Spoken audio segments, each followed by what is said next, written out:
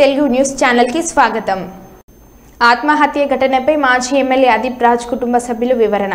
Gastric సమస్యతో Medicover హాస్పిటల్లో admit అయినట్లు వివరణ. కావాలనే మాపై దుష్ప్రచారం చేస్తున్నారు. ప్రస్తుతం ఇంట్లో విశ్రాంతి తీసుకుంటున్నారు. సోషల్ మీడియాలో వస్తున్న అసత్య ప్రచారం ఎవరు నమ్మవద్దు అని అన్నారు. అందరికీ నమస్కారం. నేను మీ అన్నంరెడ్డి అదీప్ రాజ్. అయితే ఈరోజు ఎంత స్పీడ్గా పుకార్లు వాళ్ళంతా కూడా హల్చల్ చేస్తున్నాయో మనందరం కూడా చూస్తున్నాం.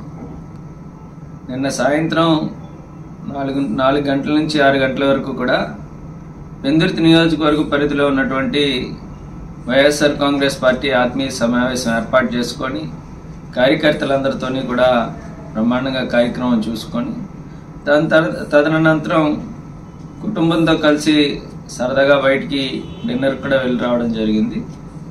అయితే కొంచెం అనీజీగా అనిపించి గ్యాస్ట్రిక్గా లేదంటే ఫుడ్ పాయిజన్ అయిందా అనుకుంటే తెలియదు, కానీ చిన్న అనీజీగా అనిపించి తెల్లవారుజామున సుమారుగా 2:30-3 గంటలకు నేను హాస్పిటల్కి వెళ్ళడం, అప్పుడు 6 గంటలకల్లా నేను డిశ్చార్జ్ అయిపోయి బయటికి రావడం కూడా జరిగింది.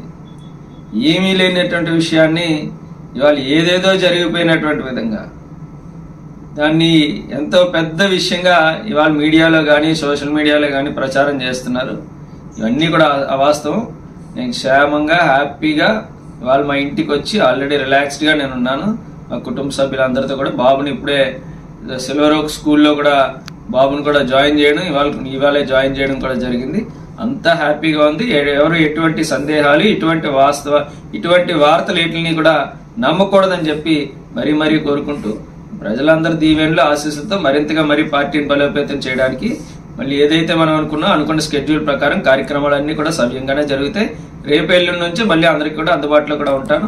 ఇటువంటి తప్పుడు వార్తలు కావాలని ఏదో రకంగా మమ్మల్ని ఇంకా ఇప్పుడు ఓడిపోయినటువంటి బాధలో ఉన్నాం కాబట్టి దొరికిన ప్రతి విషయాన్ని కూడా ఏదో రకంగా దానికి 10 యాడ్ చేసి మమ్మల్ని తక్కువ చేయాలని చూసేటువంటి వాటికైతే భయపడేది లేదు. ఖచ్చితంగా మరింత ధైర్యంగా ప్రజల్లోకి వెళ్తాం. Thank you.